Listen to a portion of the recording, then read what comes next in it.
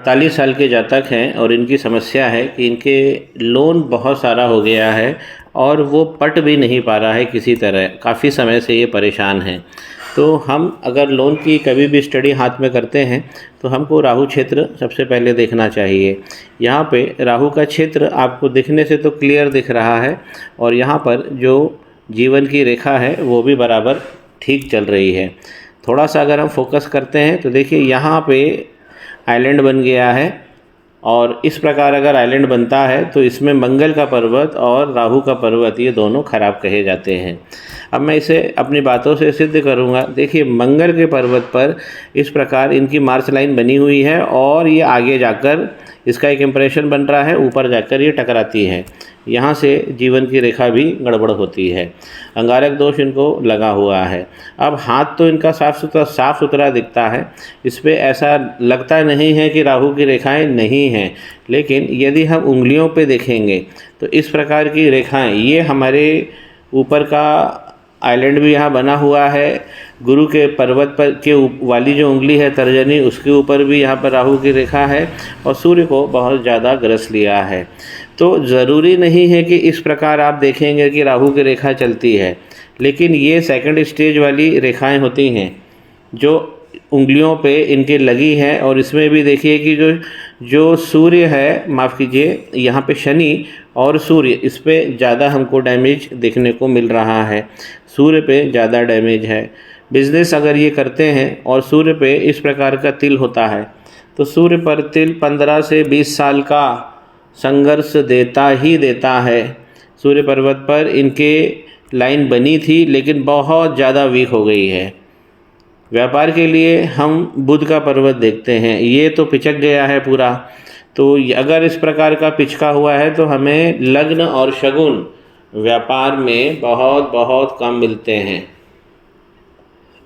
जो इनके विवाह की रेखा है, ये इसकी स्थिति औसत से बहुत अच्छी जा रही है, लेकिन ये रेखा भी मोटी जब हो जाती है तो ये भाव कम देती है। आगे से ये नुकीली बनी होनी चाहिए। यहाँ पर जो इनकी माइंड लाइन है वो भी बहुत अच्छी जा रही है, पूरे हथेली के पूरे आखिरी तक जाती है। जब भी माइंड लाइन मंगल के पर्वत से निकलती है तो जीवन सरल नहीं होता है। यहाँ पे देखिए इस प्रकार इनकी ये लाइन निकली है, माइंड लाइन। तो मंगल का पर्वत पहले ही गड़बड़ है। तो इस प्रकार ही हम कहेंगे कि मानसिक त्रास और लोन की स्थितियां बन जाती है। नीचे देखिए चंद्रमा जो होते हैं हमारे तरलता होते हैं, व्यापार से इनको लाभ इंडिकेट हो रहा है, बहुत अच्छा लाभ है। लेकिन ये जो रेखा इस प्रकार जो निकली है, इसने शुक्र पर्वत को, केतु पर्वत को और चंद्रमा पर्वत को कमज़ोर कर दिया है। पहला मणिबंध इनका देखिए औसत से भी नीचे जा रहा है, इस प्रकार यहाँ से खुला हुआ है। अब देखिए दूसरा मणिबंध दिखाई नहीं देता। जब तक दूसरा मणिबंध दिखता नहीं है तब तक व्यापार और करियर और धन ये हाथ में नहीं आता है। तो अच्छा सुख मिले तो दूसरा मणिबंध होना चाहिए। और तीसरा मणिबंध हमारे विवाह को दिखाता है, इसकी भी स्थिति बहुत कमज़ोर बनी हुई है। तो लोन के लिए इनको करना, अगर लोन पटाना है इनको, तो सबसे पहले इनको मंगल और शनि भगवान पे काम करना चाहिए, क्योंकि यही दोनों भगवान हमको लोन में फंसाते हैं। मंगल शनि पे काम करना है। इसके बाद मंगल शनि जब भी खराब होते हैं तो उसके बाद राहु भगवान भी गड़बड़ हो जाते हैं। यहाँ मंगल का पर्वत बिल्कुल दब गया है। कंफर्ट लाइन यदि हम इनके हाथ में देखते हैं, जो मंगल और ये शुक्र के बीच देखिए इस प्रकार ये लाइन आ रही है, ये इनकी कंफर्ट लाइन है। तो इस प्रकार की लाइन काम नहीं देगी, लाइन बिल्कुल सीधी होना चाहिए। इस प्रकार की कंफर्ट लाइन बनी होती है। तो कंफर्ट जीवन में इनके कम हो गए हैं। यहाँ पर जो सबसे ज़्यादा नुकसान हुआ है वो दूसरे मणिबंध को हुआ है। दूसरा मणिबंध देखकर ही हम कह सकते हैं कि जो इनकी लोन की समस्या है वो अभी की नहीं है, ये काफ़ी पुरानी है। और यहाँ पर देखिए कि ये राहु क्षेत्र जब एक्टिव हुआ है तो इस प्रकार के जो एक बहुत अच्छी भाग्य रेखा थी वो यहाँ पे गड़बड़ हो गई है, जो इनको 35 साल के आसपास एक बड़ा धन दे देती।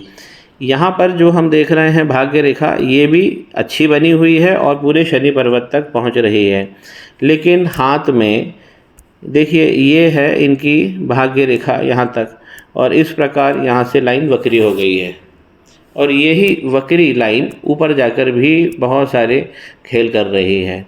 तो कोशिश ऐसा होना चाहिए कि जब माइंड लाइन अच्छी है और जो इनके जीवन की रेखा नीचे जाकर देखिए, एक प्रकार से एक मछली का साइन भी यहाँ पर डेवलप हो रहा है।